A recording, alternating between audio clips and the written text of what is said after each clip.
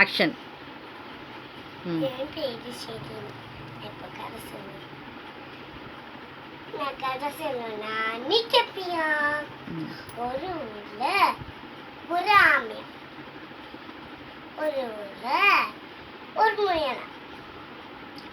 அது ரெண்டுமே போட்டு வச்சுக்கிட்டான். போட்டு வச்சு முயல் ஃபாஸ்டா ஓடி போச்சான். ஆமை மெதுவா போச்சான். இப்போ முயலுக்கு ஆமையே காணுமே, நம்ம கொஞ்ச நேரம் தூங்கலாம் அப்படி சொல்லிட்டு தூங்கிச்சான். ஆமா ஸ்லோவா வந்து பெட்டி பத்துச்சான். முயல் தோத்துச்சான். கதையின் மீதி நிதானமே பிரதானம்.